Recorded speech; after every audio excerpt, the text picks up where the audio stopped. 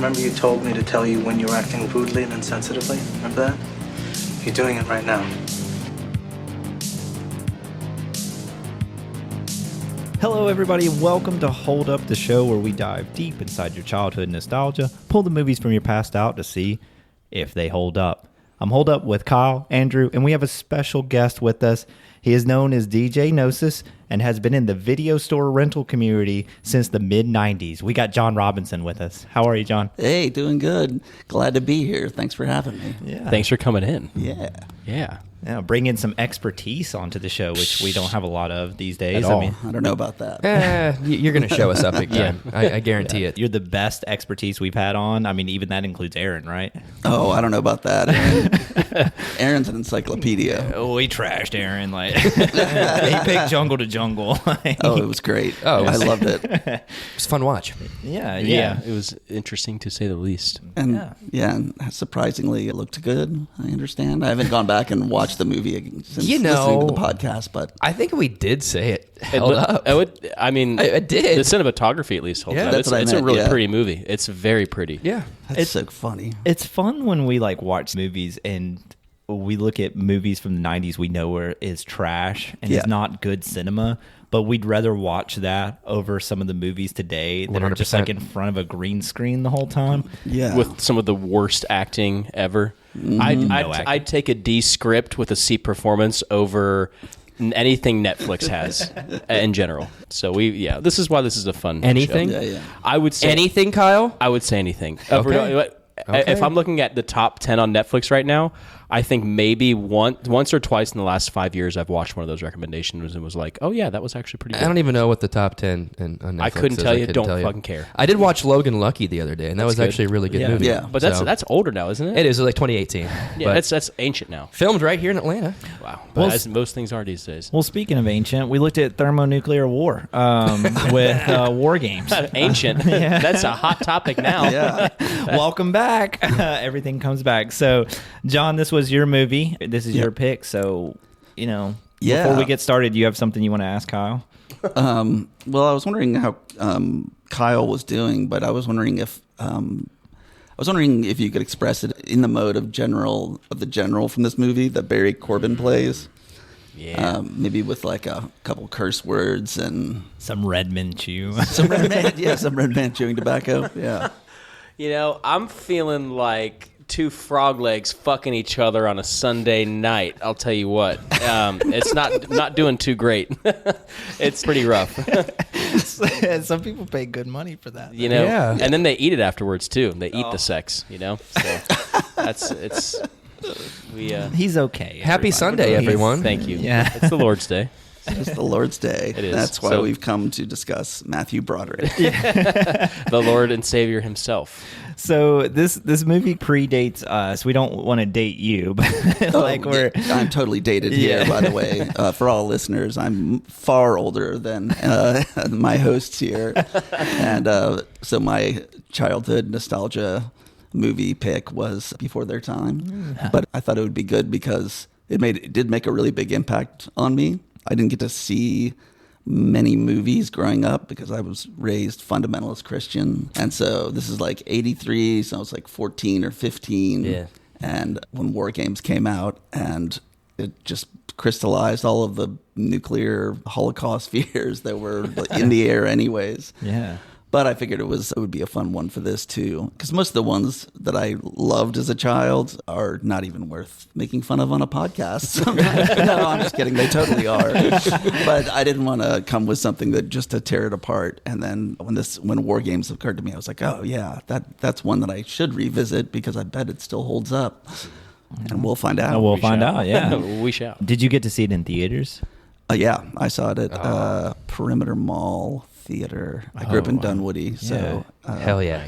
And yeah, it must have been PG. It was. Yeah, it was PG. Confirmed, yep, PG. Yes, yeah. 80s PG. Early 80s PG. So plenty of swearing. Lots of swearing. A lot of goddamn Possibly some nudity. shits. Tons. Yeah. You never know what you're going to get out of PG. No. 80s movies. Yeah. So I was allowed to go, I think, Okay. by 14 to see a PG movie. Did you go to the arcade before you went to the movie? Man, Perimeter Mall's movie theater was a ripoff. But they did have Miss Pac-Man, like the first ones in Dunwoody with Miss Pac-Man. Okay.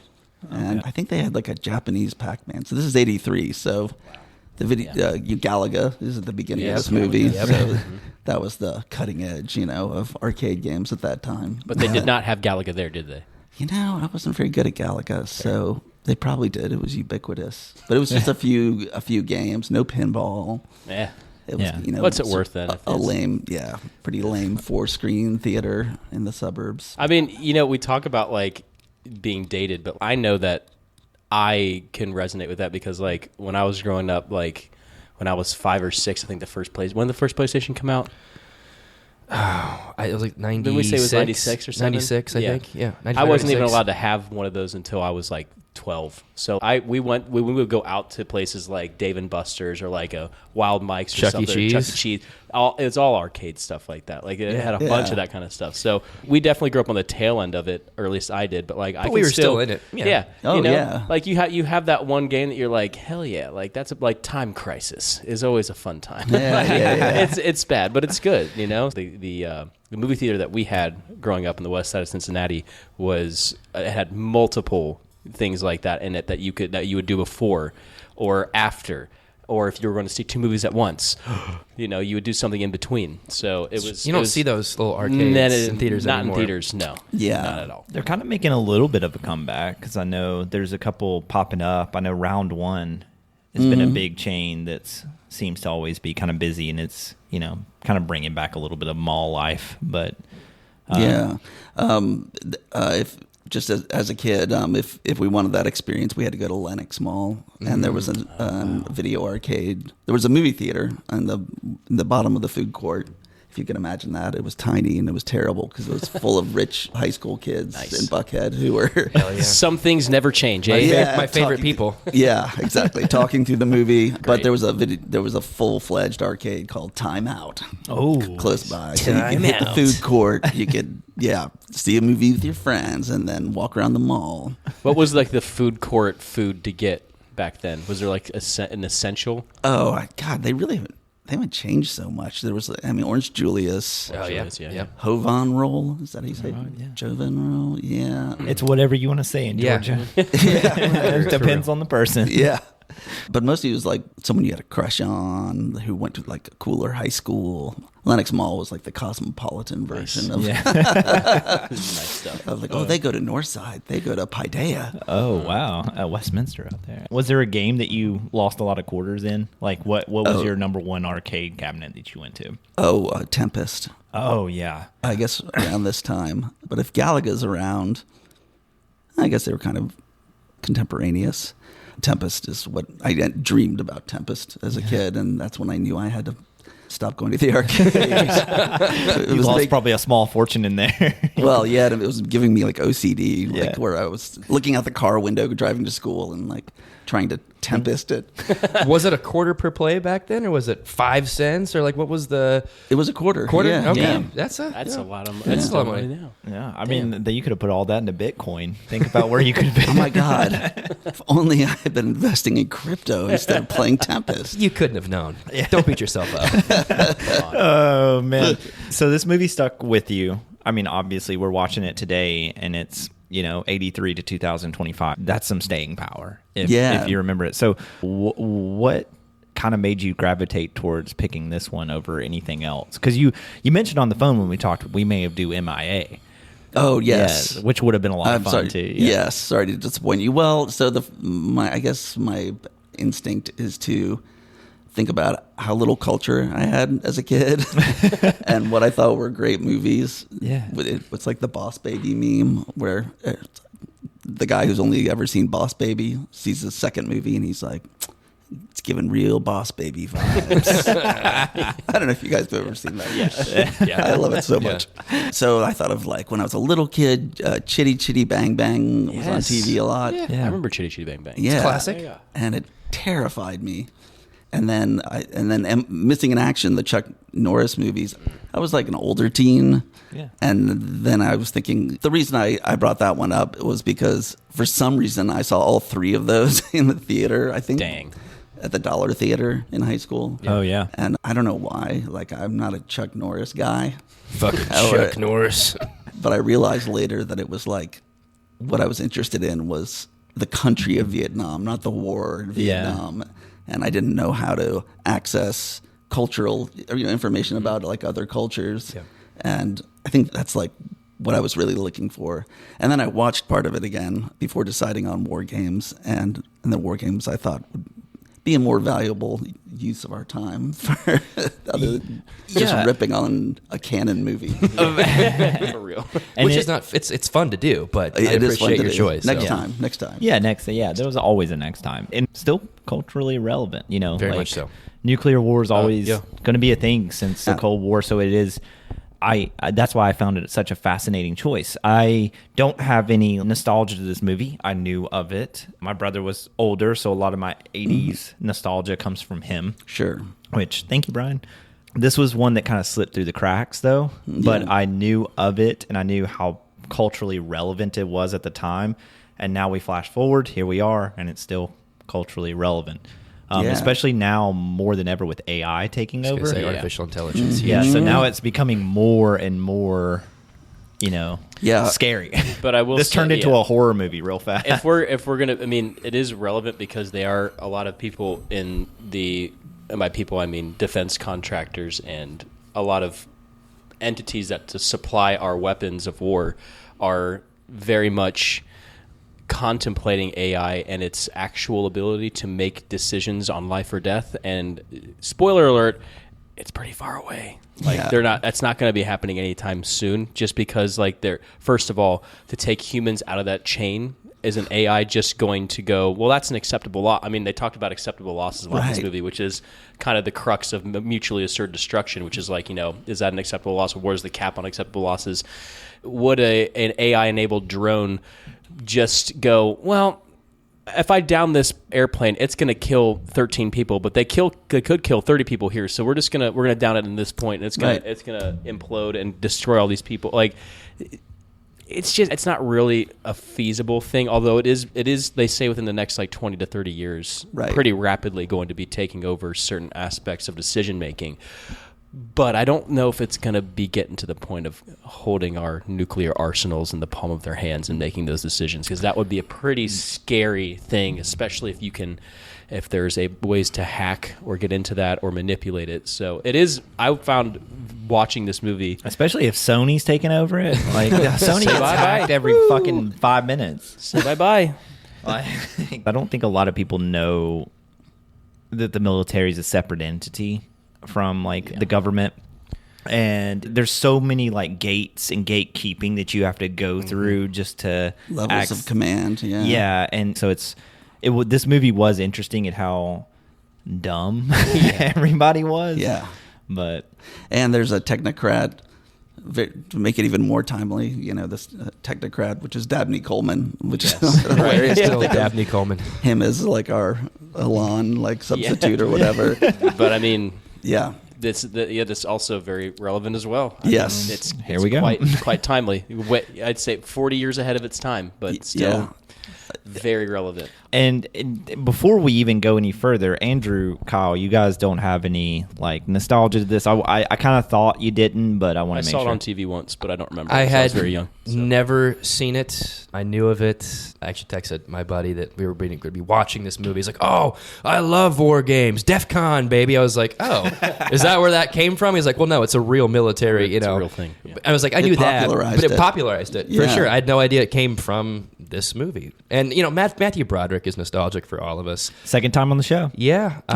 He gets a redemption too. The first time he failed. Godzilla. 98. Miserable. Well, listen, I didn't come here to clear his name. Godzilla. I don't know if there's any coming back. No, we can't clear his name. This from came that, first, so he destroyed his name with Godzilla. Yeah. And he has a respectable career. I mean, he was 20 when this was filmed, and he had just won a Tony by the age of 19. Yeah. I mean, Matthew Broderick is nostalgic freaking great for a reason, in my opinion. So. Yeah, because this was before Ferris Bueller, right? That's it was. right. This is 83. Yeah. This is his second movie, I think. Yeah.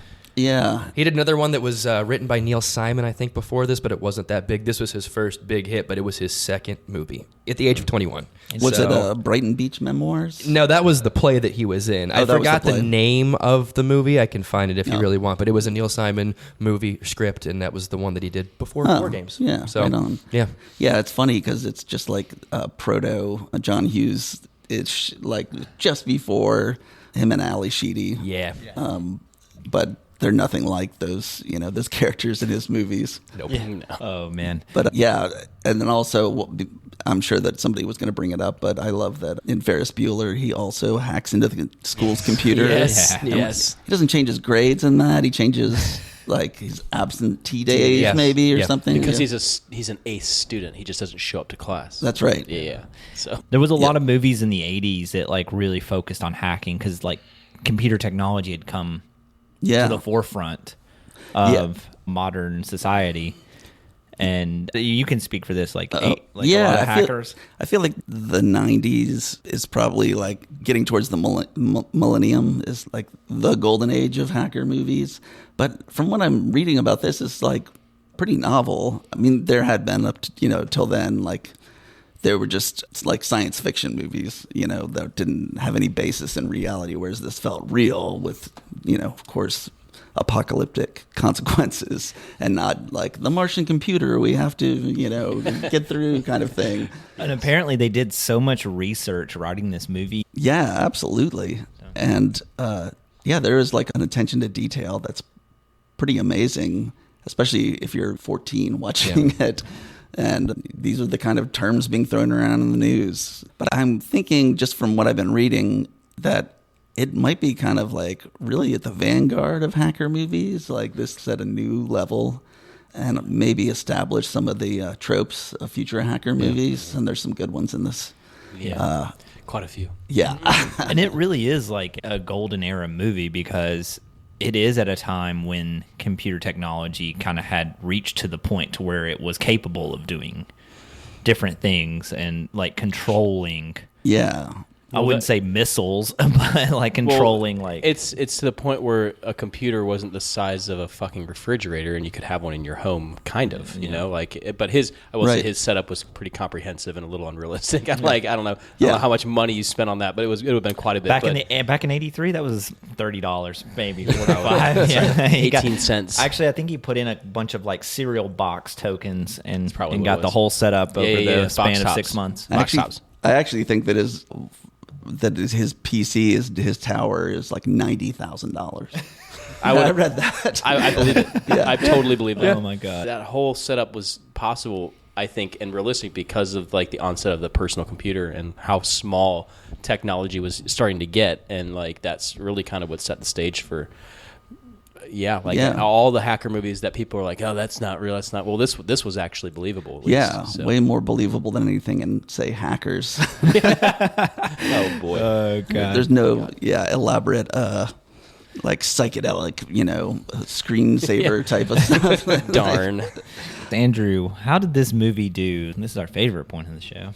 It had a nice hefty budget of $12 million. Oh, really not what I was expecting. Not that crazy. I thought it'd be a little more elaborate, but $12 million. That's probably a little bit more for '83, but now it's like, that's nothing. Yeah. What my question is, do you have the domestic? I have all of it. I have all. John, do you want to take a guess on what it did on the domestic opening?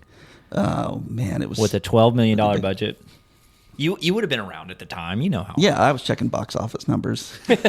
Age of 14. 14. That's what we're here. I'm terrible at this. I don't know anything about box office, but I will guess that it made 25. So domestic opening, just the domestic opening was only like 6.2 million. Oh, okay. Well, but that's not bad for the made back half. But domestic gross altogether was right around like 80 million. Oh, 80. Yeah. So they did great. So domestic opening like the first week, like 6.2, but altogether 80. Then international, it was about 49. So total international altogether was like 125 million. So that's not bad at all. So their total was like What they spent on the movie was like 10% of what they actually made. Maybe not even. Yeah. That's crazy. Yeah. That's So crazy. wildly successful. Really Yeah, successful. yeah. Matthew Broderick's second film. This is what he walks into. Like, holy shit. That's, Right. And keep in mind that quite a coup. this is the dawn of the video tape, era. Yeah. And so this, like I'm sure, it wasn't ubiquitous in '83. No. But people had VCRs. Not every home, but yeah, that would be a big part of this. And word of mouth, and as it played at like dollar theaters, and it had some staying power. Yeah. Was this a big time rental? So you've worked in video stores for a very long time. Did you? No. No, it's kind of like you're saying. It feels like a movie that should be this like canonical like the '80s nuclear war movie, but it does seem to have slipped through the cracks. Yeah, strange. That's the purpose of this episode is to get people. We need to spread the stop awareness. what you're doing right now. Go to Videodrome and rent WarGames. Actually, no. Wait till the end of the episode. Here we go. So let's start the blow by blow. Let's get into it. Everybody ready for this? Oh, yeah, baby. All right, Let's John, do it. do the honors. Where does this movie start off? So the movie starts off with a Ford Bronco pulling up to a snow-covered rural house in the mountains, and immediately a helicopter lands. Maybe, or they pull up in the... They pull up in that Bronco. I think they walk in through the front door or whatever, and Yes. they think it's like a house. Yeah, but it's and not. It's a cover, whatever government Missile agency. silo. U.S. Air Force. Missile silo, yeah. So that part is actually very real. That is Really? yes. Those silos like that, they have a lot of them. But granted, now it's almost public knowledge, kind of where almost all of them are. But I don't remember if you heard about the Chinese balloon incident that happened. Recently. That a lot of that was they were going over those sites, and you would not be able to really tell when you're driving on the road. Kind of just looks like government land with barbed wire, but like they're kind of hidden underneath things. I know some people that have worked in the upper echelons of government like that, and they've kind of described like you don't really they're there. You're just not really gonna know like all the time. Sure. But we're out in North Dakota, South Dakota, Montana, like Wyoming. big open, Colorado, big open swaths of land like that's actually very real. Oh, So, sure. Yeah, so checkbox for realism already. You're starting. So Yeah, and for like the cloak and dagger, they go into this like grandma-looking house, and They looks like they're standing in front of a mirror. yeah, But it's not. It's a window to the inside of the fort, and they, flash their IDs. And they're like, "Oh, clear, you're in." yeah, and then they can hear him through the window. Yes. He goes, "Come on through," and then he presses the security door open thing, and I was like, "Oh, they can." Also, I have to say that right at the beginning, the very first edit in the movie is bad. That's the only one I noticed. But them coming through, opening the door, and then cutting to the interior of them coming through, there's this lag, and it's like, oh my god, why does the movie start this way?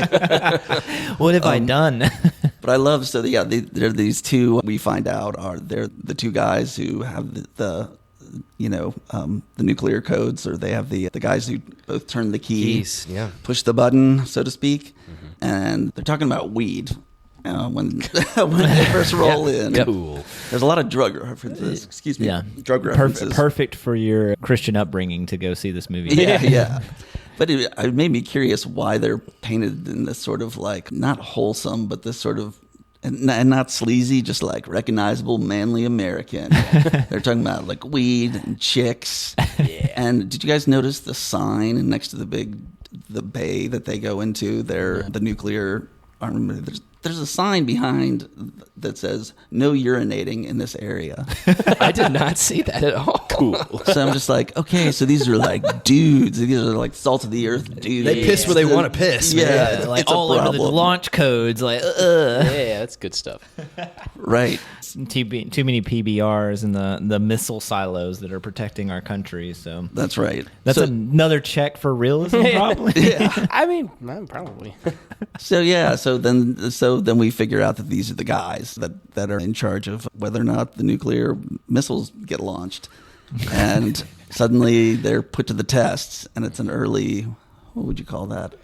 Kind of Drill? Yeah, like a Well, it's simulation. drill. Yeah. Yeah. But as like a pre-chorus or something, like in the It was movie. a test for them, in a sense. Right. Yeah. It was, but they're unaware. Yeah. Yeah, And they get the call basically to get out the keys, put in the codes, and they're about to turn to launch the missiles. Right. and one of them fails. Right, He couldn't do it. He would not. Yeah, wouldn't do it He because was- they weren't getting confirmation that it was like anything was actually. It was just like you've been alerted.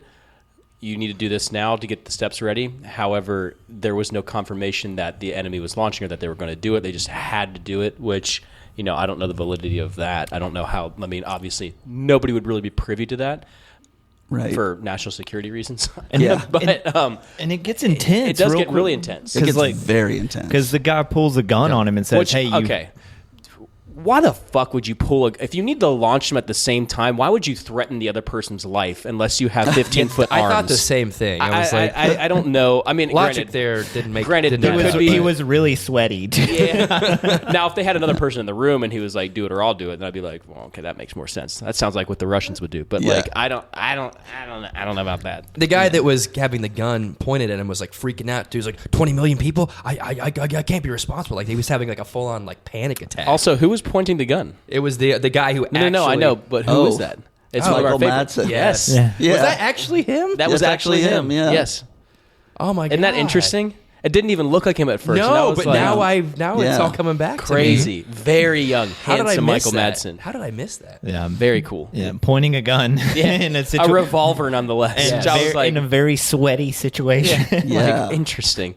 Yeah, but so that whole scene really is like a microcosm of later, you know. Yeah. And it's really intense. And then it goes from intense, sweaty gun pointing, no nuclear launching people into Galaga.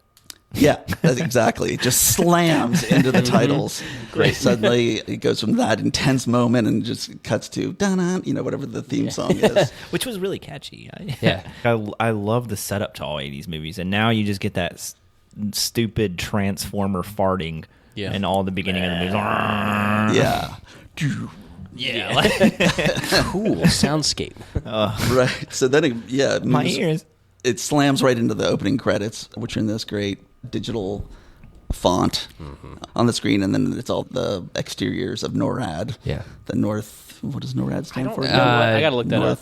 I have it up here. No. But that digital font you were talking about was something else. It was almost word art esque. Yeah. Yeah. I Um, think it's supposed to look like computer punch card. yeah. So, North American Aerospace Defense is the NORAD, and then commands. Right. You know, Oh, gotta God. love those military acronyms that don't make any sense. But Right. So we have this whole like Rad.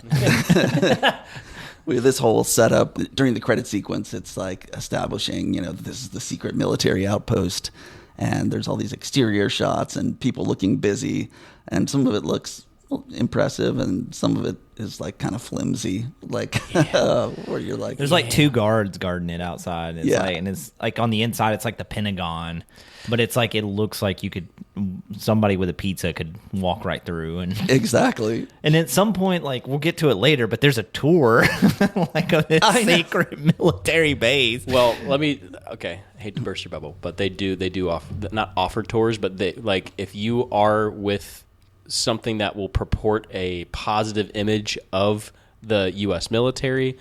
There have been, you can look it up. Vox did one, I think, a couple years ago, where they had a reporter go into certain aspects, probably not the whole command control area where there's a Right. bunch of sensitive information, but like going actually in there, it showed you like the vaults and shit, and like it's supposed to be able to withstand. But I was like, that's an odd school-like tour group to have in there. It was a little unrealistic. Usually it's like one or two people. It's not like, and make sure you stay on the path, keep your arms and legs inside the vehicle at all times. Sit in our Like, chairs. We're gonna remove this commander. It was a little weird. Group of like 75 people. Yeah, too? there was a lot of It's people. Too many. It was way too many. The city of Birmingham. Essentially.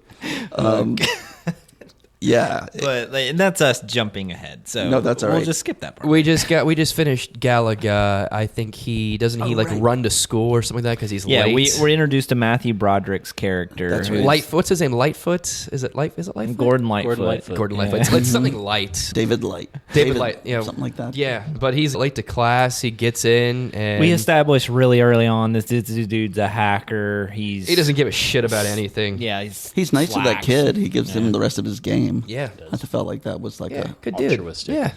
Yeah. a little cue that we're supposed to be sympathetic with him. Yes. Yeah. He's got a heart. We should have a heart for him. Absolutely. He's very unlikable, honestly. Yeah, he's not. Yeah. There's not a whole lot to him other than he's obsessive over technology. That's true. Yeah. And he doesn't perform well in the classroom. Again, doesn't give a shit about anything outside of his own little computer setup, essentially. You know? Yeah, which comes into play when he's late for class. And his science teacher hands him his test, and he clearly has an F. Puts him on blast in front of the entire class. Like, what an asshole. That wouldn't happen in today's Would that school happen in the environment. 80s? No, or when you I were think going to that's school? pretty over the top. That's really over the I gasped. appreciated it though. I thought it was funny. You know. Well, and then he pulls that out as like, and then on Ali Sheedy, he's like, "Well, you got an F too." She's can't the even be most bothered. She laughs so much in this movie. You can, Oh my God, you're like right. she will not stop smiling the entire time. I was like, "What is wrong with you?" Like even in like some of the craziest man. situations, she can't take it seriously. It's like she's high the whole time. She needed to do a little bit more breakfast Yeah. club than you know. She seemed like she was of the popular crew, though. Did you get that vibe? Yeah, it's like Oh yeah. I didn't. So in this scene too, it's like he makes a joke. I forgot. pretty Pretty good good joke. Yeah, like calling the teacher's remember the wife joke? out. Yeah, Well, it was wasn't it like what? Oh, Something like predating, like what becomes the who was the first scientist to something about sex? theorize asexual reproduction? And he goes, "Your wife." Yeah, impeccable comic timing. Yeah. It's great. It's like, damn. Yeah, That's rough. It's cold. That's really mean. And and that teacher just like he's been eviscerated. You might as well have chopped his balls off in front of the class. He has no more authority over that class. I mean, he does kick him out, sends him to the principal's office or whatever. That's right. Where he finds the code to. Oh, yeah. That he knows where they write down the code to get We into didn't- the school's computer system. We didn't know what that was at the time, but it all made sense. yeah, You know, it's Yeah. A pencil. couple minutes later, pencil. Like they weren't really trying very hard. I found that to be pretty realistic, actually. Yeah, for sure. Absolutely. Yeah. They change it every 2 weeks, and the other codes they just Crayon. Chalk. Cross it out with the number 2 pencil, baby. easily erasable. That's great. So- They'll never guess. So he goes into the principal's office and then he starts smitten with the girl, right? She laughed at his joke in class. Yeah. She's kind of the cool crowd and he's kind of like they're kind of mixed, like, right? Like he's supposed to be kind of this nerdish kind of guy, but he's cool too. He's kind of got this like Almost Swagger. nihilistic. punk Yeah. rock Doesn't kind give of a shit. vibe. Yep. Yeah. Yeah. And I think all of this, it just points to how sort of underwritten their characters are. Yeah. Although I will say I think it passed the Bechdel test. I think. Really? I think so because she's having a conversation with her friend that we can't tell. I will say it's ambiguous. We can't tell if they're talking about a boy or not. Oh. So at the beginning, remember when they're in class and they're talking? Right, yeah. So they're whispering to each other. I'm like, I don't, and she's not looking at other boys. So I'm like, they could just be talking about. She's like, the only female character we get though the whole way through that's actually of note. No, there is someone there is in another- like the defense, Yes. defense room. She Running actually has around. some yes, the lines. secretary. Which is She not has great. some no, lines. that's not great. There's also David's mom, but like Yeah. Has some lines. has some lines. A line or two. Yeah, come on. This is a feminist. Yeah. Yeah, no, this is a it's feminist movie. I don't know if it passes the Bechdel test. I don't It's know close. either. I think, I'm I gonna think it's say like it does. 2 out of the 3, maybe. I'm going to say that for me that's good enough because Okay. there's too many things that don't even come close. But That's fair. Yeah, say. we don't know about the conversation that they had, but they were probably having a conversation under their breath about a boy. Well, then what you're doing right now is being sexist. Sexist. Yeah, I think they're just. They didn't think that much about their social standing. Each of the characters, it was just like Why would you boy in meets 1983? girl, and then it's pretty weak. Yeah. So Yeah. So yes, they meet, and then what happens next? She like follows him home like yeah. a puppy. She has a and motorbike. Bechdel test found. That's right. She gives him a ride home. Yeah. No. She initiates the moment by letting him get on her motorized That's bike, right. which is honestly like it's like a 2-stroke engine from a fucking lawnmower, but like it still counts. Gets you around town, baby. That's all that matters. He's riding on the back of her. He's got her arms around her waist. Yes. Roles are reversed here. Yes, so I'm saying Yeah. passing the Bechdel test. You know what, Kyle? I think you got a point there. I totally forgot about the 5 mile per hour moped. Yeah. Forgot about that. With no helmets and no safety. Yeah, That's how we like it. She's definitely after him. Like, Oh, 100%. Absolutely. She's intrigued. yeah, that she's. And he's a little intimidated too. You Yeah. could tell. Oh, yeah. Like I would be. Like she's putting on the moves, and he is.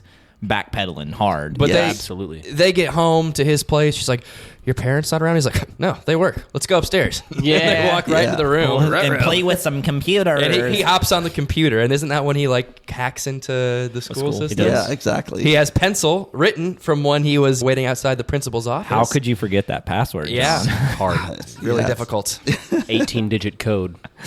Right. Whereas now we have Wi-Fi passwords that are like, Fresh Fox 42 XQ bleed. Like Is that yours? No, that's what I made up. You can hack Andrew's bank account right now. You could. And then, so John, what does he do with the computer?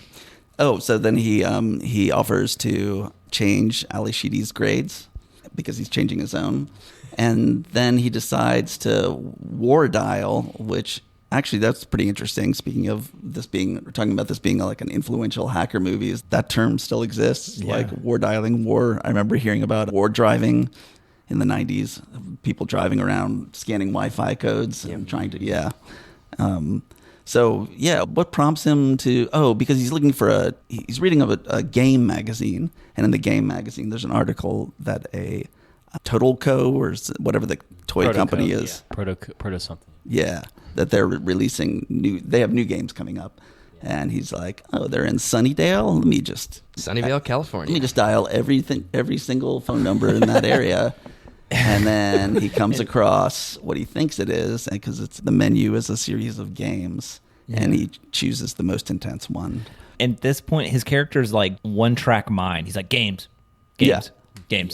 Not woman in my room. Now, a woman in my room can go because I'm thinking about the games. Right. I want to talk about his computer setup first. I feel like that's something that we shouldn't, just brush over. It's a little elaborate, maybe a little fictional. I don't know. Yeah. John, do you want to do us the honors and kind of describe this behemoth he has set up in his room? Oh, yeah. All kids. From the floppy disk to the printers to the, modem to whatever the fuck he has there. But it's a lot. So, he's got like the military modem, like the great kind of where you pick up the old telephone receiver and place it on a new cradle, which nobody would have had. No. He had 2 5.5-inch floppy drives. I thought that was great. I Dual love that. floppy. I miss floppy disks, but I bet you do. And like a $90,000 This day and age, if we keep saying the word floppy, we're gonna get banned from YouTube.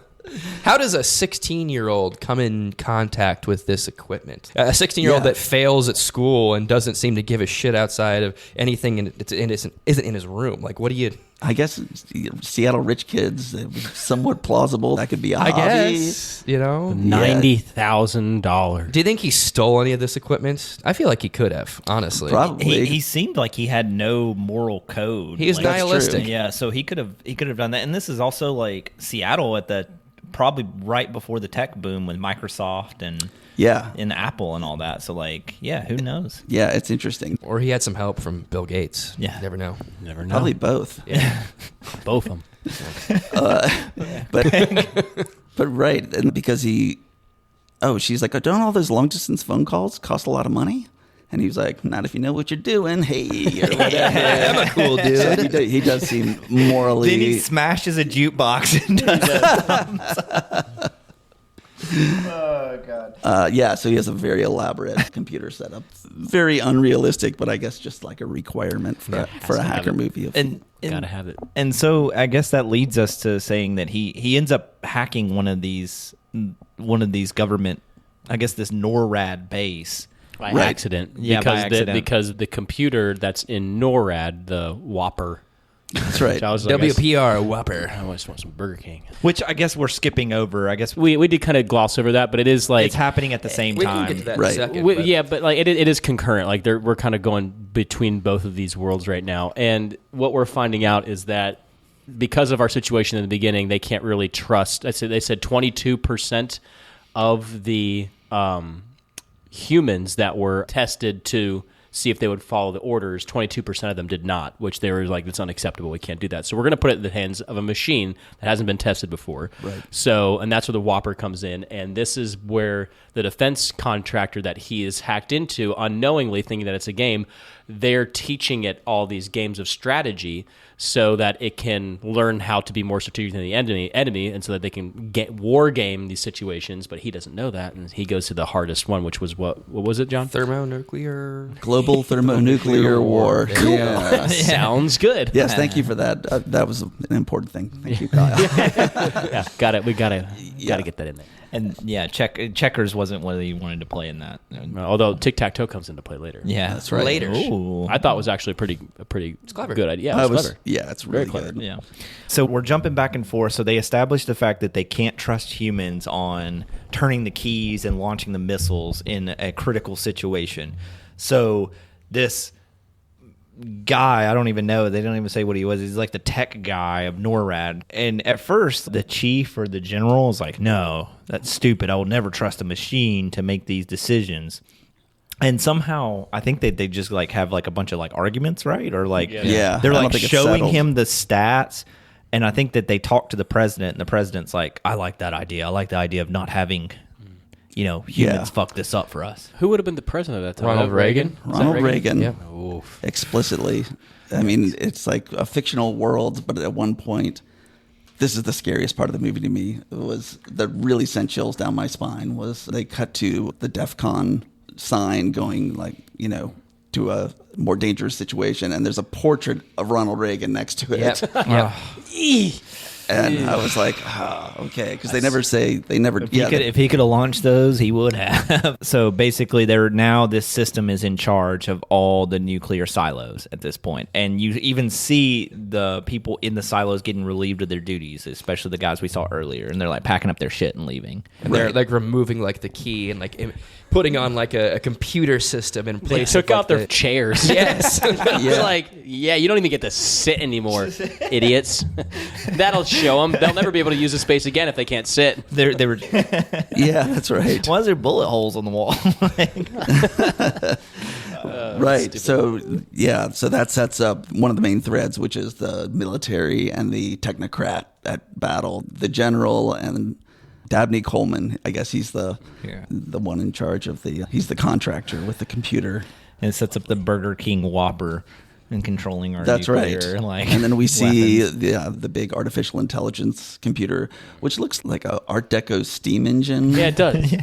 Yeah, it looks like an old like an old lighting panel in a theater. Like it's like Right. It just looks like something archaic and dumb and antiquated. In the 80s, that thing was just used to make State of the art. copies. Yeah. It's like a giant printer.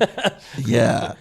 And boy, it gets a lot of beauty shots too. Oh yeah, it does. A lot of pretty colors and They almost make it look sentient, which is Yeah. I do appreciate that kind of style. they of gave it a directing. face. They gave it like eyes and like a mouth. Yeah, so they created a character out of it. So he hacks in and he's like, I'm going to play some games now, and he plays thermonuclear war he's hacked into Whopper now. Right, thinking so he's playing game. stupid to say Whopper. I king hate it. I read that. I know WOPR. I read that Whopper. it was a play on an earlier a real system that was like BRGR. It was like burger. That was stood for something else. This is a little wink to the national security And of contracting course, community. Oh, fun in context, but not fun to say. Whopper. Whopper does stand for, it's WOPR, not WHOPPER, but War Operation Plan Response. So great acronym. Yeah, love Lovely. it. Yeah.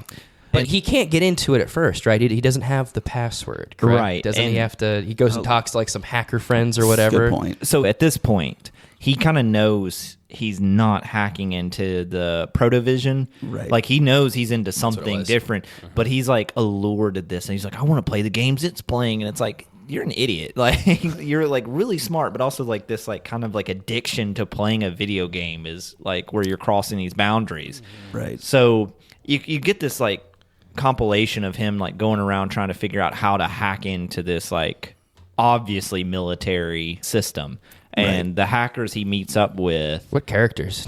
Yeah. The one with the glasses was the kid from the Polar Express. Yeah. Like, that kid who wouldn't shut up. It wasn't the same voice, but it sounded identical to him. It sounded like he was talking like this the whole time. Yeah. I'm like, I was so He was obnoxious. one sentence in, and I was done already. Yeah. And he was, and the other guy, they were like the perfect foils for each other because the one kid was like, "What do we talk about you being insensitive and loud?" You're doing it right now. Like, fuck. I was like, I needed to see more of that, but I was also done with it in the first like 2 seconds. Yeah, and the whole time that he's running around, this girl's with him. And what was her name again? I totally forgot. Jennifer. So Jennifer's with Jennifer him. And Mack. She's That's just, Ali Sheedy. And Yeah. she's just standing in the corner smiling the whole time and like biting her Laughing and, lower like, lip. giggling. Yeah. Yeah. It's I was going to say she's so underwritten Yeah. more than anyone. I feel like that's when you get people who are just smiling and like the director's just like, you got to be in there and act like you're alive. And so, bite your lower lip. Bite your lower lip. Like look like when he pulls that paper out, like you just want to have sex with him right there on the desk. Yeah. Like and I'm like, oh my god, like keep it together. And so he finds out through all this like knowledge that Stephen Falken, whatever. as in Millennium. Yeah. It seemed like Whatever, yeah. Yeah, Stephen Yes. Falken, which is a play on Stephen Hawking. Yeah. And it was meant to be that character. They That's just right. didn't change a whole lot of it. Like Was that before he was in the chair?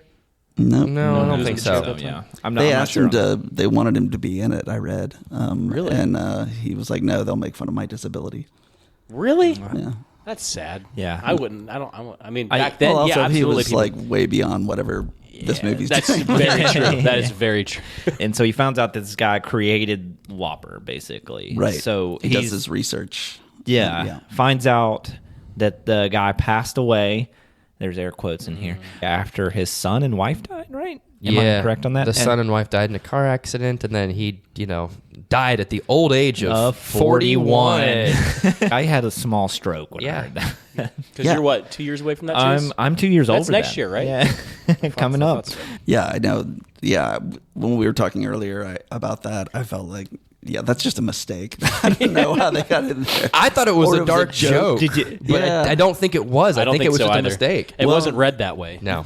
There are some really dark moments. And did you guys read that originally they had a director on this for like 12 days who shot a ton of stuff, and then they handed it over to this John Badham, and apparently the studio didn't like the direction. It was too dark. Interesting.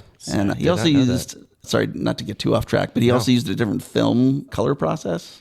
Really? Yeah, and you can see that sometimes. Some of the scenes that he shot are like developed differently and have they look kind of smeared or Yeah, there's a lot of like patina on it. It was very like glossy almost. It was really kind of. Yeah. It gave me like the heebies. I was like, ugh. Yeah. Yeah, so I think this first director, it was really dark when he was working on it, and some of that Interesting. survived. So that could be from that. Yeah, I wonder how it would have turned out if they had, stayed on that path and made it super dark. I wonder how it would be received by Yeah, any of us. right. But Well, didn't they have another? Wasn't there a TV show that came out around that time about thermonuclear war that was like really, really, really heavy? Oh, and it freaked people the out. day after. Yes, the day after. That's what it was. Yes. Yes, that was like 80, maybe 79 or 80. Yeah, so There was the British movie too. I'm blanking on the name. but Threads? Threads, yeah, and Threads kind of did the same thing, Right. And I don't know if that was the same time or when that came out, but it. Yeah, late 70s, early Yeah. 80s. This is prime Cold War, Yeah, everybody was everyday freaking out. nuclear. Yeah, fear, which I, as a kid, was very aware of. You know, we had drills and where we would like get under our desks or put our hands over our head to protect ourselves from nuclear radiation. That'll do it. Make sure you cover your neck Yeah, and your thyroid. If the hydrogen bomb lands on your back, make sure that you're under this like plastic desk. That'll do it. exactly. So, yeah, I was going to say, we're still in his room. His friend, Ali Sheedy or whatever, Jennifer, walks in and he's like in his underwear, like passed out. She's like, you haven't been in school all week. And we learned that he's been trying to like crack in. this code or the password. And, they get to talking and we talked about, the old age and the family beforehand. And we learned that his wife and child died. His son's name was Joshua. And then lights start to go off in his head. And then what does he do? He puts in Joshua as the password. And that gets him into the game that he's trying to play. Right. And we forget a small detail too. He's kind of showing off his hacking ability, and he books them a flight to France. Paris, yes. Yeah. Just for fun. It looks like a minor detail at the time, but it comes back later on. So he hacks in and he's like, yeah, we got reservations to Paris now with our names on it, because he's able to just put them on the flight. Yeah. And then, so eventually they played the thermonuclear war game on the Whopper, and it's not much of a game. It's just more of like it's a simulation on a console. Yeah. Yeah, it's just a basic it's like Minesweeper. And so he picks to be Russia because he's just counterculture at this point. So he picks a game. Yeah, and so he simulates Russia launching nukes towards the US. And then that signals to, I guess, NORAD that missiles are being launched towards the United States. Right. And so that's when everyone starts freaking out. Yes. Thinking that they need to go into protection mode. And we're more or less in time with figuring out that this isn't a game. Maybe we're like slightly ahead of realizing this is the real thing. Yeah. Yeah, and so everyone is panicking. We're getting to Defcon 3 at this point. Yep, moving up the scale. Yeah, because they're trying to confirm that these missiles are launched. They have, planes in the air trying to find them, and they can't confirm it. But at this point, because they're like, we have X amount of Soviet planes on radar. What do you see? And they're like, we don't see anything. There's nothing out here. And then they come. What do you mean? There's nothing out there's here. supposed to be 63 missiles in the air. I don't see anything. We're not getting anything on radar. And then some pencil pusher comes by. He's like, well, I heard that the Soviets have invisible planes that you can't see for 600 miles. Blah blah blah. And they're like, yeah, that could be a possibility. So Yeah, I know. And then we're doomed. yep, totally I know. fucked. I love that detail though. Just somebody walking by tells the top general in charge And he of the nuclear takes it. and he's like, "What? We're chasing shadows now." And he's pulling out his red men. It's like man. Jew and I was like, how much did they pay for that sponsorship? Yeah. They really played into that because you could even see his lower teeth. Yeah, They're pretty nasty. I was like, this general's from northern Alabama. Yeah, I'm not buying that he's an Air Force general. I'm just going to go ahead and say he doesn't look anywhere near educated enough to be a fucking Air Force general. Air Force, you gotta Jeez, be Kyle, like what gives you the idea? Air Force. You have to be very smart, pretty intelligent, very smart. Yeah. It's called the Chair Force for a reason. Yeah. There's a reason they're made fun of by other branches. Yes. But there's also a reason why they get most of the money from defense contracting and are the ones that hold the secrets to, I don't know, Groom Lake and Area and 51. NORAD, Area 51. Yeah. all that shit. Yeah, I'm gonna go ahead and say I don't think he's really portraying that. But at that time, nobody fucking gave a shit. It's People fiction still don't at give a this shit point, about so- that. They Well, don't. and Oh yeah. And they're I also, I think they're care. trying to take a jab at the military too. Oh, yeah, the way 100%. that all these people are complete idiots and running around like they don't have a clue. It felt more political than certainly. we're just writing these characters. It felt over the top for a reason. But one guy comes in eventually and is like, hey, no, it's a simulation. It's a simulation. It's a simulation. And I find it really funny because he's running during this DEFCON moment where everyone's freaking out. He runs across the war room and he's like, no, it's a simulation. The general puts his hand on him and goes, hey, don't run in here. Someone could get hurt. That's well timed. Yeah, it was well timed. It was my favorite moment in the movie. And then he goes through and says that nothing got launched. And so at this time, you flash forward and their dog knocks over the trash and his parents are like, come down here and clean this up now. And so he pulls the plug on the computer basically. So it turns the computer off and ends the game. Or he thinks it ends the game. So while the computer's off, it's learning more about the simulation it's going through, which is a big mistake. Or he's kicked it off in the, I almost said burger, in the Whopper. in the Whopper. And so the Whopper, yes, the terminal is still going, and he thinks, he shut it off. But and he didn't realize because he was seeing some of the statistics it was printing out, and he was like, "Oh shit!" Right. The gravity of the situation was starting to hit him too. It's And then- slowly growing. I think he's sitting down for dinner, and there's a news broadcast about something about nuclear war. And it's directly related to what is happening at NORAD. They were like a failed something. They were saying it was a hack or whatever, and he's starting to realize how much Holy shit! What did I do? shit he's in. Yeah. And And then now they're scrambling at NORAD. They're like, who hacked it? Like, somebody hacked it. Some dweeb hacked it. And then instead of asking the question of, like, how is this easily hackable? Like, maybe we should do something. Why didn't they think about that? Of course, they were like, he's working with the Russians. That 16-year-old, he's got to be a Russian spy. Well, then they find out he's 16-year-old after they had him, and all of a sudden, like, I'm jumping ahead. Yeah, so and not a whole lot happens between then other than they like you know what happens next. I mean, they track him down because they're able to like because you're an idiot because you're hacking a military super from system a home in Seattle. They're like we got to hit. It's in Seattle. And so they like start like you can tell he's like trying to like be kind of. I guess he was at a 7-Eleven getting a big gulp. It was 7-Eleven, yeah. Soft drink, you know. Yeah, and then he gets taken in by some FBI agents. I'm assuming some really discreet ones. Yeah, in very their discreet. Ford Fairmont. Like, and driving on the wrong side of the road. They read him his Miranda rights too. They did a very old version of the Miranda rights, very outdated. Which I was like, if you said that to somebody now, they would just be like, you have the right to be arrested. Yeah. Also. Well, we'll get to that later. We'll interesting. Talk about that later. I hadn't thought about that. Yeah, no, they're very. I don't remember exactly what was said, but it was like it just did not sound. It was the Miranda rights, but that's definitely like an earlier version of Miranding, which is not. Yeah, there's probably a reason why it was said that way then versus now because somebody was probably like, well, you didn't. I hate to jump back too, but I did write this down. Did anyone else notice? So like during this whole chaos of like the news report and everything, and he changed his report card. He was showing his report card to his dad. Oh yeah. And his dad was like, "Oh, good job, son." He just pulls out a random yo-yo and starts doing a couple of tricks. Yeah, I didn't notice that. I might have looked away or like gone to the bathroom. I did notice that, and it would make sense if he had been playing with a yo-yo earlier, but he wasn't. It was the only time we saw the yo-yo. He just like his dad starts looking at it. Yeah, and it was like, oh, there's another sponsorship.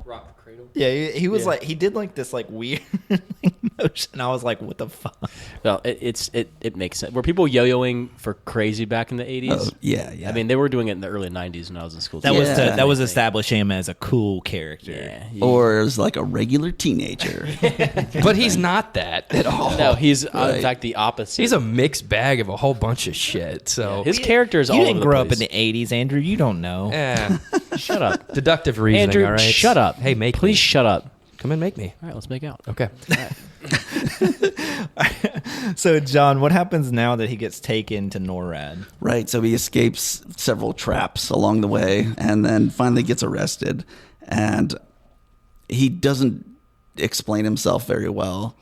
But they don't listen to him either. They don't listen to anything he says. They put him in an infirmary. They do. Yeah, that's right. Instead of a jail, it's just like the nurse's office that's like highly secure. Yeah, super secure drywall in there. Yeah. And then great hack. I don't know if we want to spoil it, but there's like a key code that he like records. He gets a dictaphone, like a little mini tape recorder, records the sound that it makes using forceps or hemostats. And it's a pretty good Is that even thing. possible? Like Yeah.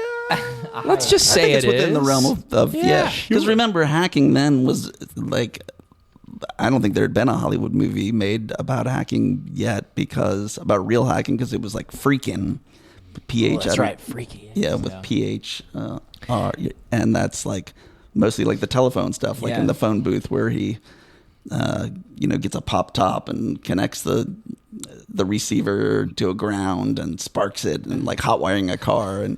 But that stuff is all based, there was a real community of people doing that kind of stuff. Yeah. And the whole time, like before he starts hacking too, they're trying to talk to him. They're like, we have these, who are you flying to Paris with? You're getting out of this country this week. So it's like that comes back on him. He's like, no. And he's like, who are you working with? It's 2 tickets. And they're being dumb. They're not listening to him at all. And he's just like, I just hacked your shitty system looking for games. And it's Joshua. Like, that's unbelievable. Like, and he's trying to warn them because he sees the printouts before he like got arrested. All these printouts of the computer, and the computer came back on and told him that what's his next move. Right. Believes he's the professor, and I guess what happens is the computer is going to start actually launching missiles as like a defense towards the Russians, and he's like estimated casualties was like 78 million.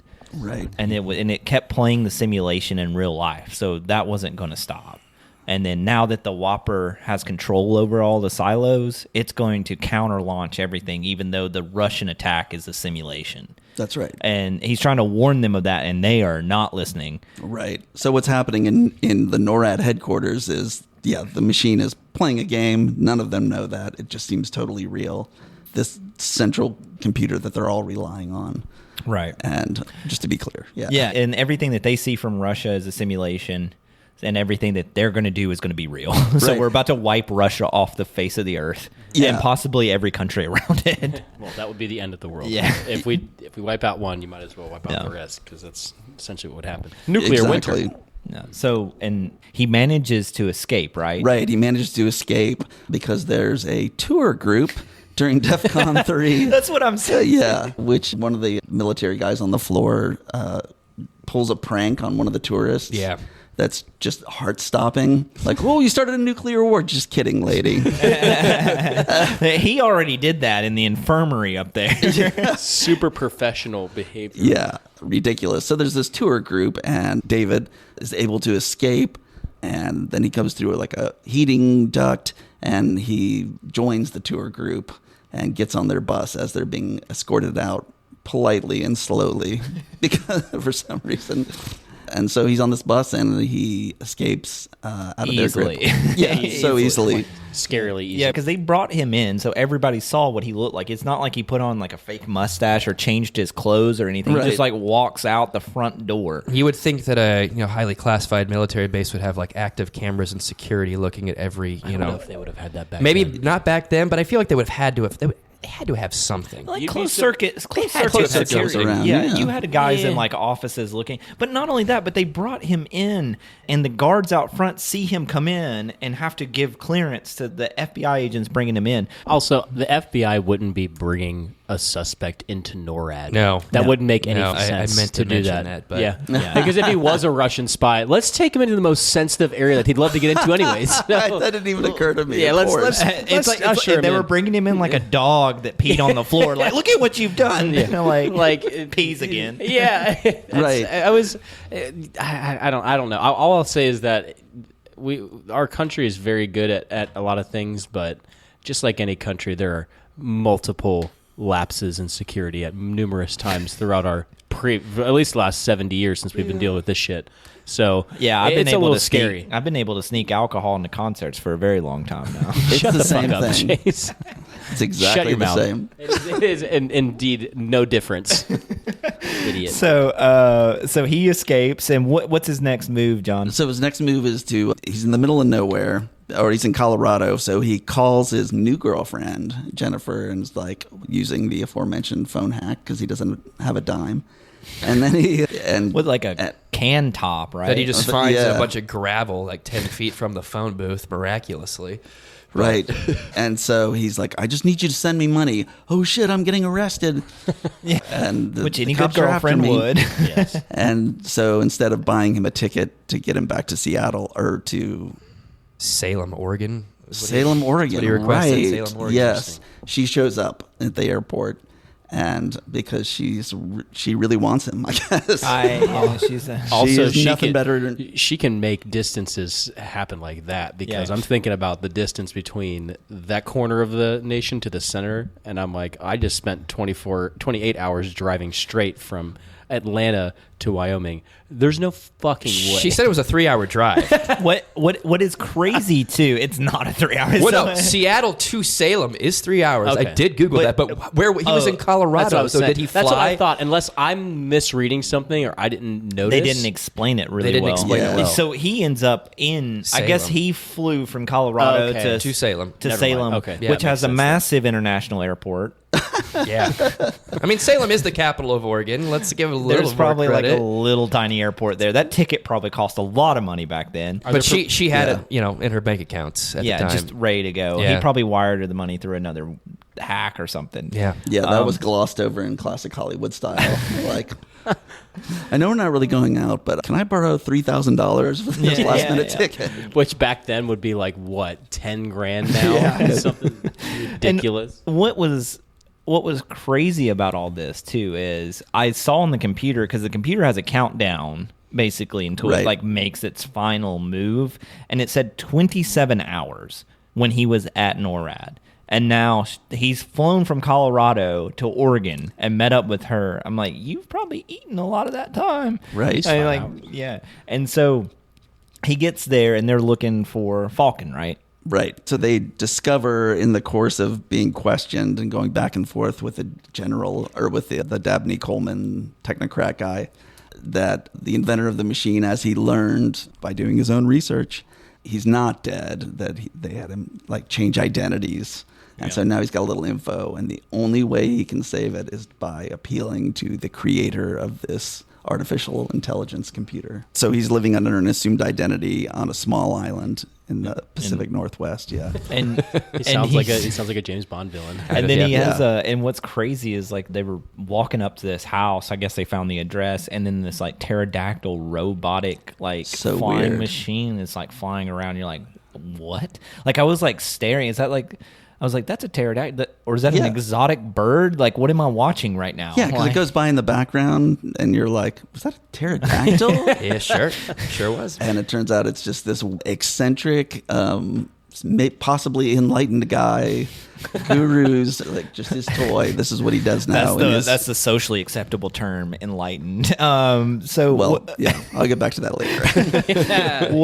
What's funny is like I was reading about this movie, and I guess this movie had a long pre-production life because they wanted John Lennon to play this role. I know. And it's What? Yeah, and they had it planned out because the writers thought that John Lennon was the closest thing to Stephen Hawking that they were going to get for this movie. What? And then he was like in the writing and pre-production of it, John Lennon was murdered, so they never obviously got to like offer him the role. Wait. John Lennon died?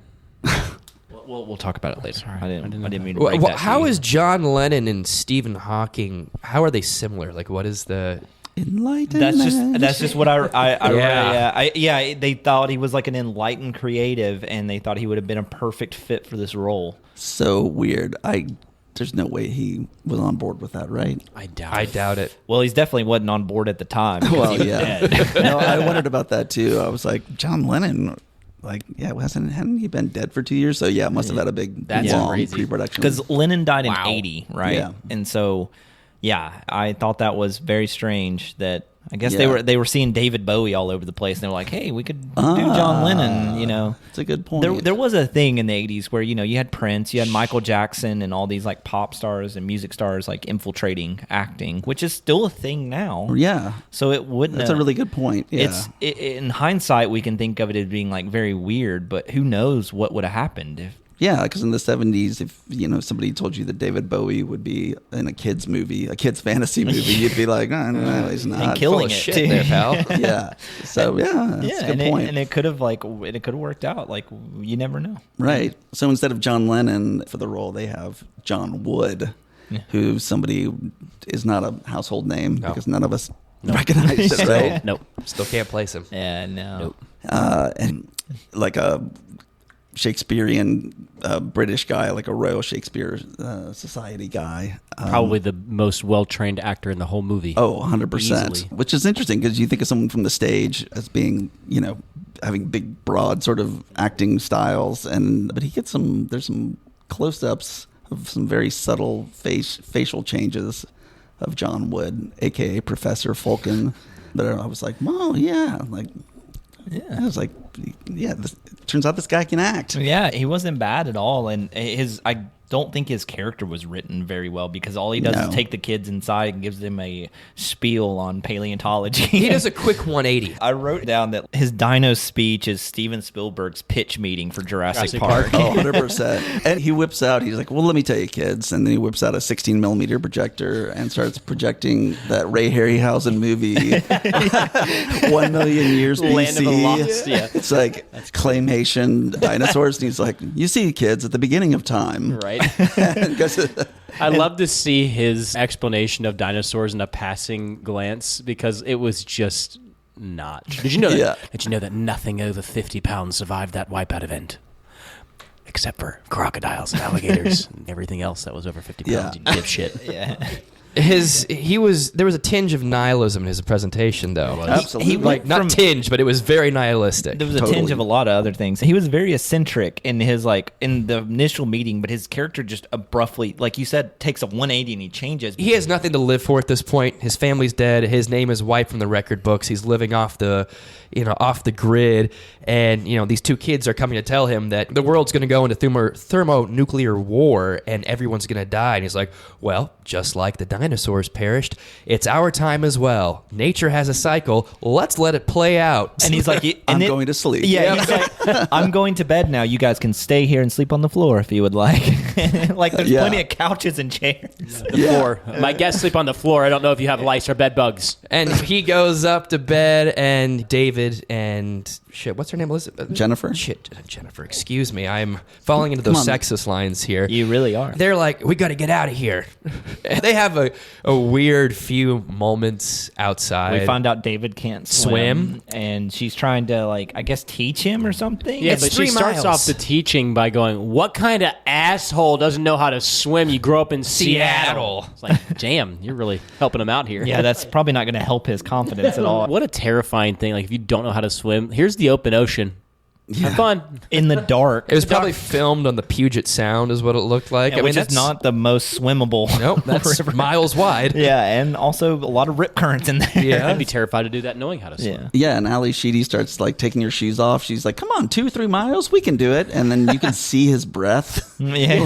There's Freezing. some what? Yeah, is people. going on there? Puget Sound is a very cold body of water. Yes. 2 or 3 miles, you are dying of hypothermia. And it's much pretty wider quickly. than 2 or 3 Yeah. miles. Much. Yeah, Absolutely. They took a ferry. They missed the last ferry, so it's that long. But they have their little moment. I think they ended up kissing at that That's point right. too. Yeah, and then this helicopter shows up Naturally. And they're running from it in circles. Yeah, they're acting stupid, falling over, I mean, they are blinded by the light, but they act like buffoons running around. And then who is it that's, is he operating it or is he the passenger? He's a passenger. He's a passenger. It's John Lennon. Dr. Falcon. And he's like, "Oh, it's okay. Right, I just got Get in." I just have to say that the whole helicopter. I mean, God, Hollywood just loves helicopters, especially in the 70s and 80s, and it's so unfantastic.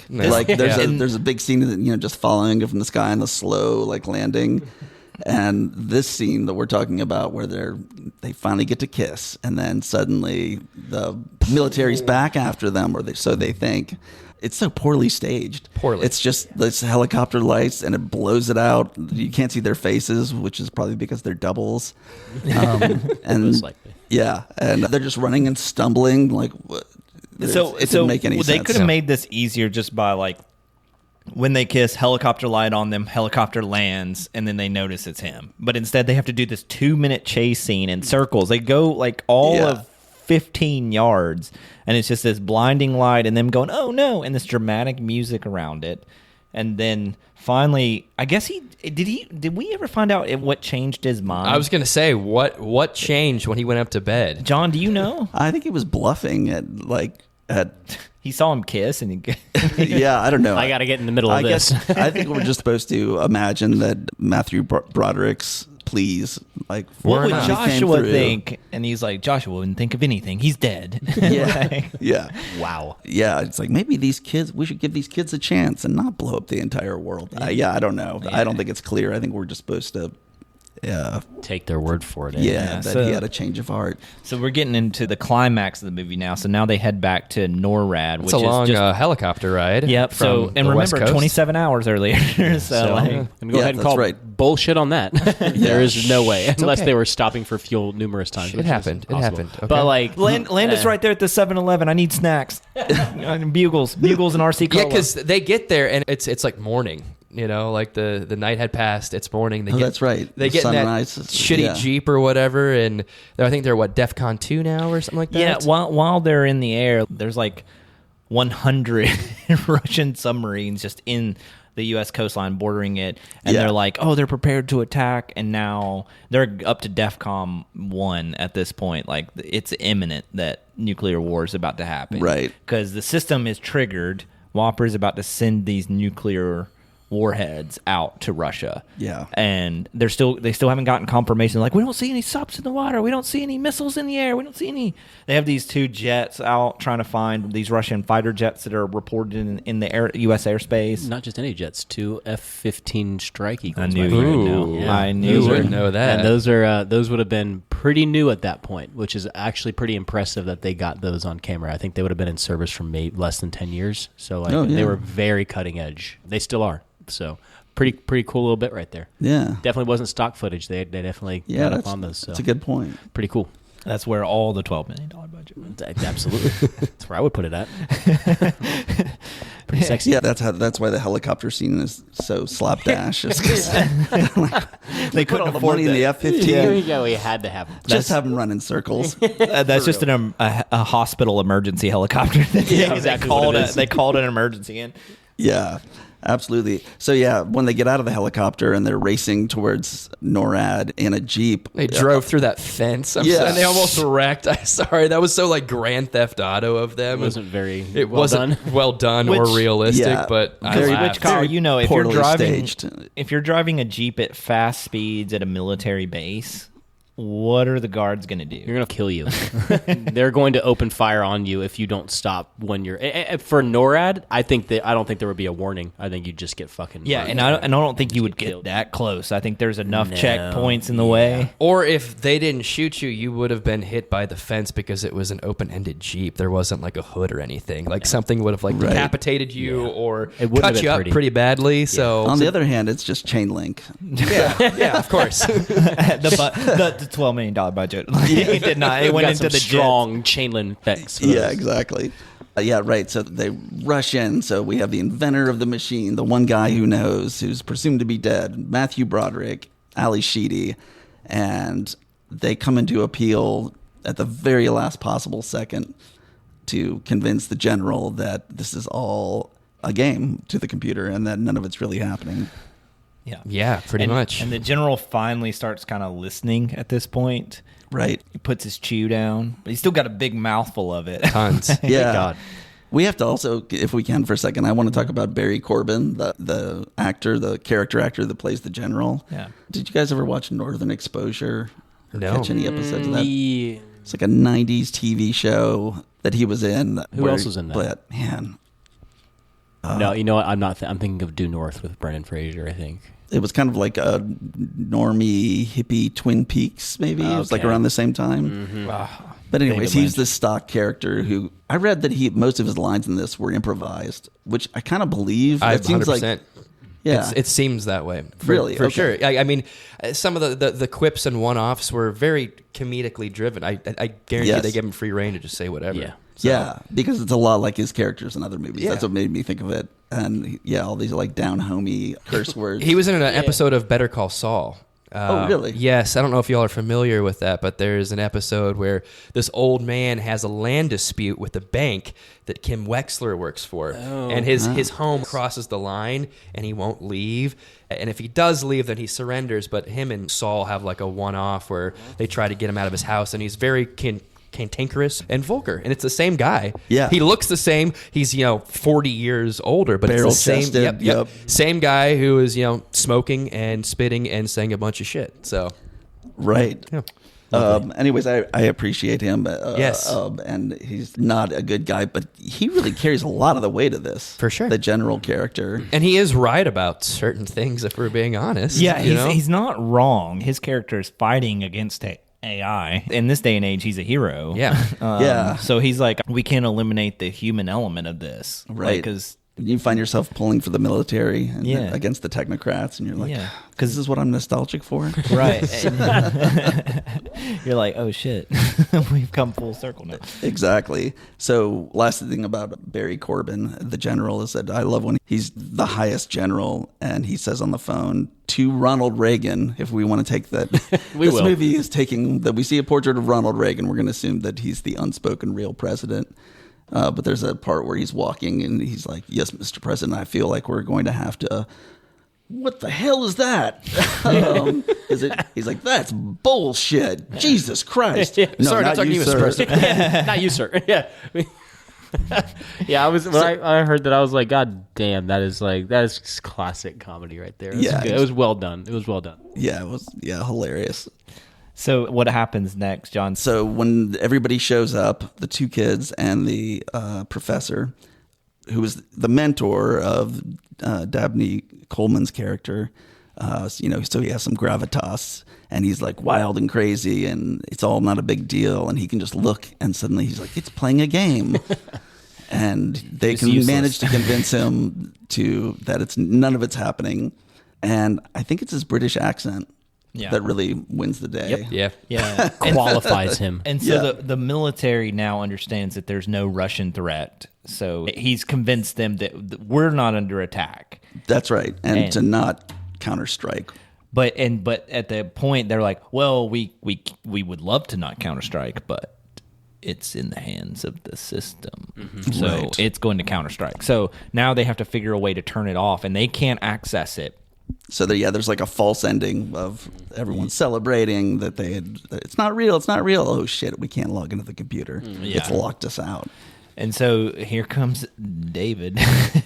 Right. David. Super genius. Not Falcon. Not the reason they brought him there. He just came there to tell him, it's just a game. Goes in there, goes to the break room, gets some coffee. Yeah. And then it's over for his character. Yeah. And then David comes up and he's like, let me do it. And they're like, no. And then he's like, let me do it. And he's like, all right.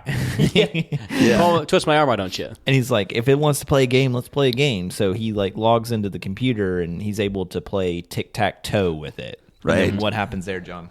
Yeah, so they're going through and they're like, okay, it thinks it's a game. How do we convince it to play another game, to learn another game that'll teach it futility? And so there's a callback to earlier when the professor had talked about tic-tac-toe, and he said, did you ever play that game? Yeah, of course. Do you play it still? And Ali Sheedy's like, no, of course not. It's stupid. And he's like, yeah, you can't win it. So back to this moment, they're like, they get it to play tic-tac-toe eventually. And it starts wargaming through that, realizes that there's no way to win, and that it's all futile. Mm-hmm. And so the only right move is to not play at all. That's right. So it withdraws everything, which is kind of a cool ending. I thought it was pretty good. Yeah. It was a pretty clever way to end it, because it ties back into the mutually assured destruction thing, which exactly. I thought it was so perfect to use tic-tac-toe, and I think especially that was genuinely just thrilling. Yeah.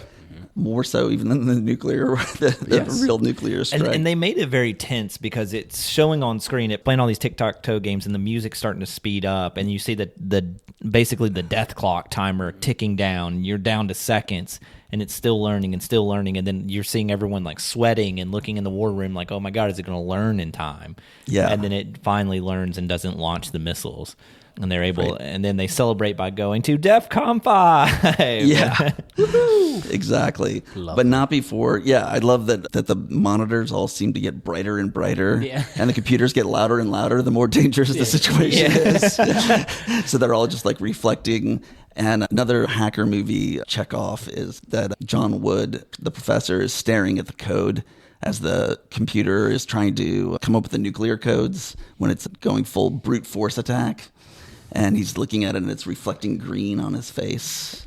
All computer. It's just all right. Yeah. And then when the computer freaks out, we have exploding monitors, another hallmark of hacker movies. The computer just kills itself. Yeah. I mean, haven't you had that happen? Oh, yeah. It happens all the time. They need to fix it, honestly. Yeah, I've got some memory that's gone bad. Monitor blows up. And that's pretty much it, right? That pretty much wraps up WarGames, right? I gotta say, thank God David didn't choose to be United States when he first initiated the game. Because think about it. If he chose United States, how do you think the Russians would have, responded to this? Instantly. Yeah. Yeah, we would have a movie, obviously. Either that or all their missiles would have went up and straight back down because of their something their like that. Right, yeah. They would have destroyed themselves, and then who knows? That's a good point, though. One-off chance. He just thought to be the Russians, but if it's the United States, they may have been wiped out. Who knows? So if you ever find yourself hacked into a government computer, and choose the opposing side. Yeah, exactly. Yes. But yeah, the end is just undeniably thrilling, I feel like. I feel like those computers are still being used by Russia right now. Either that or it's like okay, so actually, here's the thing. I know we're shitting on Russia a lot, and I fucking can't stand when I say Russia. I mean Vladimir Putin and the oligarchs.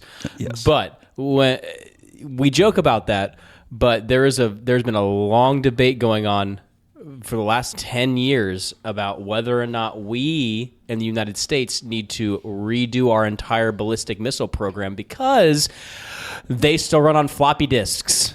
Oh, sure. Yeah. So like it would be it would cost so much money to do it. And they're having to do some real soul searching right now, whether or not they want to fund that, which they need to fund, or fund a new NGAD, Next Generation Air Dominance Fighter program, or this, that, or the other, because it would cost an enormous amount of money that Congress would probably not approve. Sure. So it's becoming like this whole actual like big thing, because to say that equipment is antiquated is a little bit of an understatement. Yeah. I don't mean to jump the gun here, but I think what Kyle's trying to say is please support our show.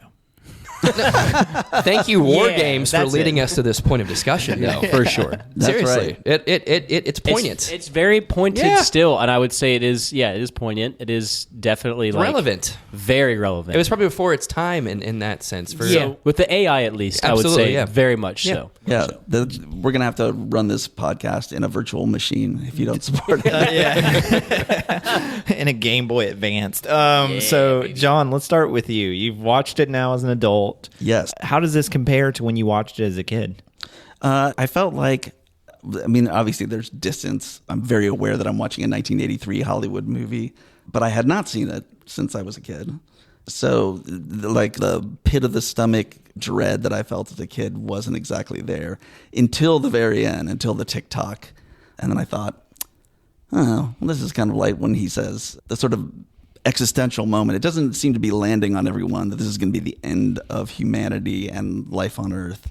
But his sort of, when he's like, well, I don't know how to swim. Oh, gosh, I really wish that I really was going to learn to swim, which is sort of the moment that we have between the two of them. And this time watching it, I thought, there's no real chemistry with them or whatever. But I remember as a kid thinking, that stuck with me. They're like, I always wanted to learn to swim. It was like something as a 14-year-old I could be like, wow, that would be so tragic. So I have to say that maybe it wasn't as effective as an adult the entire time like it was when I was a kid. But in the end, like a net good. It definitely had me at the end. I feel like the themes are still there. Yeah. But I think we just know more now as a society. So the way that this threat was presented, even though this threat is still relevant and more relevant probably than ever. Yeah. Now, the And- last 8 years. Yeah. Absolutely. So it's a movie to watch for that realism of that threat. But again, because we know more, we know you can't just go in and hack a computer through a phone number that easily. Like, I'm sure people out there know how to hack stuff and get into government computers. 100% happens all the time. It's happening. now. Ask the Chinese. But there's a lot of fail safes to that. Like, you don't just get all the way through a system. You may get through the first line of defense into a hacking program, but like and just to do it through a phone line in your house just randomly. And I know this is the early days of hacking in computers. To me, it was like, it was a little farcical, but at the same time, it felt very relevant. Yeah. And I think it's always going to be relevant as long as we have nuclear weapons. Movies like this, you can watch in 1983, and be like, oh wow, and scared a little bit, and then now we're watching in 2025, and being like, a lot of this is still relevant. Oh yeah, it's still terrifying, and the capabilities still exist. And but as far as the hacking goes, did you guys read that Ronald Reagan ended up watching this movie, and it led to the first presidential order for regarding computer security? Somebody showed this to him at Camp David, like a few months after he gave his Star Wars speech, which was, of course, widely ridiculed. Reagan saying that we need a defense system that'll be like something from Star Wars, and everybody rolled their eyes. But then like 3 months later, they showed him this, and he, at a meeting with the Joint Chiefs of Staff, he was like, hey, is this really like possible? And they're like, well, we'll look, sir. Okay. And then they came back and they're like, actually, We got to do something about that. Yeah. And that was the last time they addressed it. That's right. 1985 or 6 is, I think, was when Reagan signed that. Cool. But it did have a real. Now the new system is quarter pounder. That's right. Jesus Christ. Fun stuff. The McRib. It only comes back every now and again. Every now and then. It's the only time they can update it is every other year. Good stuff. God. All right, so let's start. John, let's start with you. Does this movie hold up? I'm going to say yes. Okay. I think it does hold up. If you like Dabney Coleman smoking cigarettes like Lloyd Bridges in Airplane and getting his vector, if you like 80s movies in general, 80s teen movies, absolutely. And yeah, at its core, besides all the fun stuff, it does lay out pretty plainly the few different angles of why mutual assured destruction as a policy is completely illogical and stupid. And it's really makes an argument that within the, the realm of the movie, within the contained movie, is pretty airtight. Yeah. Yep. Andrew, what do you think? I mean, yeah, you got to look past some of the lazy writing and some of the... It's not the laziest writing we've seen. It's on the not the show. laziest, No. but there are some moments where I was like, they mailed that scene in kind of. Sure. It's not some like high art. It doesn't have to be, though, to enjoy it. But if you look past some of that, some of the clunkiness, some of the farcical elements that you talked about, that's not really believable. It does hold up. It's still incredibly relevant themes in terms of, cybersecurity and nuclear warfare and artificial intelligence and existential fear and dread. Like, that is all still relevant to this day and will be for years to come. Yeah. And the supporting cast that you have with this movie is pretty solid. There's 80s tropes and certain comedic elements that are there for everyone. So yeah, it holds up. It's worth a watch. It's not like something, like I said, that you see you sit and feel like you wasted your time by any means. It's worth a watch and I recommend it for all. Kyle, what about you? It was a little tough for me because I, as y'all know, am very much about when I watch this movie again and when I'm thinking about it, does it hold up or not?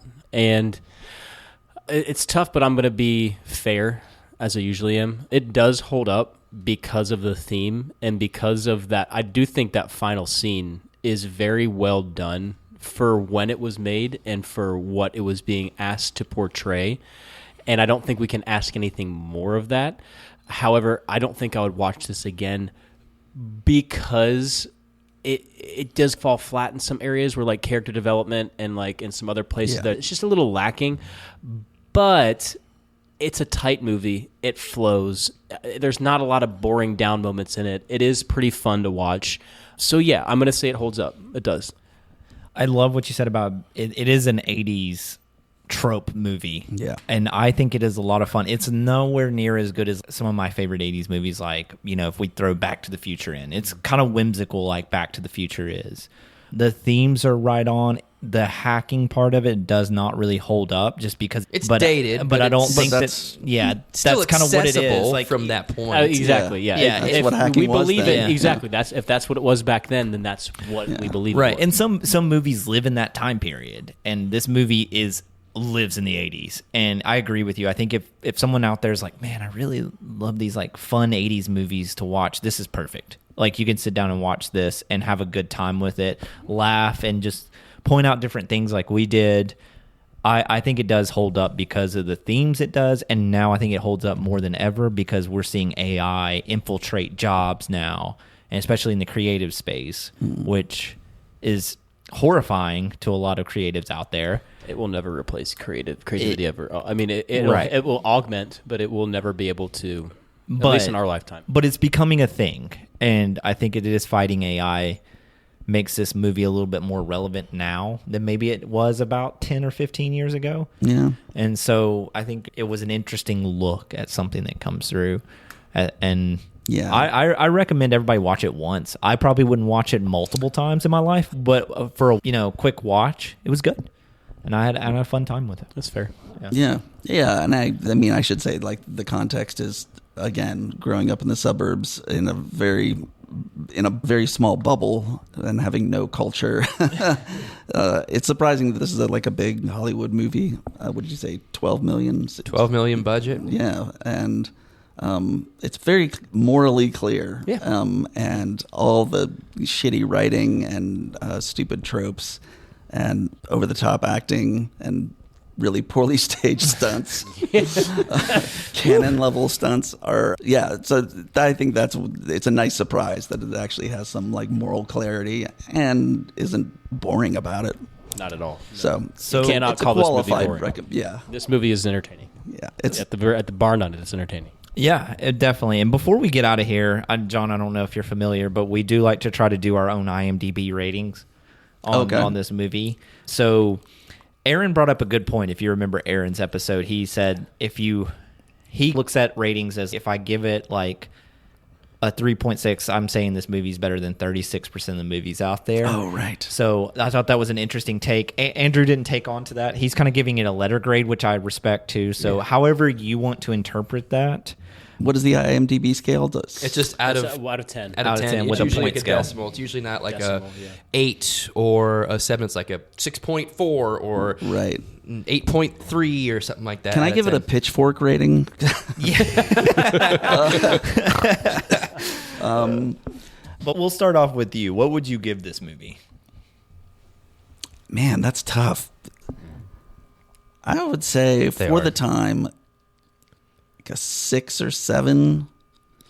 But what's the score on IMDb, you're looking at the aggregate score. Correct. People who hated it, people who loved it. So my score would be more like a 8. Okay. Nice. Yeah. That's Yeah. I was gonna say like a 6.9. 6.9? Yeah. Okay. Yeah. What you got, Kyle? I was going to go 6.4. 6.4? I was at the 6.7 range, around that area. Okay. I thought it was pretty solid. It could just because I wouldn't watch it again. Like I was like, that drops it below, because 7 to me is something I would definitely catch again. Yeah, 7s are going to be like 6.8 to like, for me, 6.8 and above is going to be like rewatchable territory. And Andrew, you want to go ahead and tell us what the 7.1. So We were all within. yeah, we were all margin pretty of close. error-ish. So yeah. And we talk about like too, some of these movies get juiced, the IMDb ratings, because people go back and rate movies without watching them again. So it's the whole point of our show is when you see a movie that like, does it hold up? And we're talking about this movie, and we're like, it holds up, but it's like, it's not great. Like, you know, It's like a 5.9. but then you go on to IMDb and you see these like high scores. It's people that rating these movies that they haven't seen in a long time. So that's why you listen to our show. We do the dirty work for you. Right. And then you can go back and rate them appropriately. It's important to remember that when you listen to this show, that we are giving you our subjective opinions as an objective reality for you. Yeah. So whatever we think it is now what you will believe it is. Yeah, and That's you're how now at life Defcon works. 1. Yes, we are. So, John, do you want to tell the folks at home what you got going on, where they can find you, where they can learn more about any of the events that Videodrome's throwing on? Yeah, so Videodrome, the video store that I work at, we do screenings at the Plaza Theater and at the Terra Theater once a month, and then some individual smaller things like at Halfway Crooks Brewing. We show. Been out to the Halfway Crooks things. Those are a lot of fun. Oh, cool. Yeah. I always work that night. I never make it. At the Plaza, our next, I guess by the time this comes on, we will have just shown Love and Pop, the 1998 Japanese movie. And then at the Terra, we do programs of 3 in a row around a theme like This American Life. And we just showed 3 Kurosawa movies, his crime movies. And so the next series is going to be 3 1980s Obayashi movies, the director of House. Yeah. So, yeah, we He's rocking the default to House Japanese. shirt, too. You can't see this at home, everybody, but I noticed it when the hoodie went down. I was like, all right, my guy. Yeah, exactly. And so these other movies that are not as crazy as House, but are like in that style, people always come in the store and want more of that stuff. And it hasn't been available in the U.S. until now. So we're able to get 3 restored prints. If you haven't seen the movie House from 1977 by Nobuhiko Obayashi, you should grab a friend and watch it because it's completely insane. It's one of the most absurd movies I've ever seen in my life. Yes. Yeah, but it's phenomenal. Yeah, so we're giving more of that.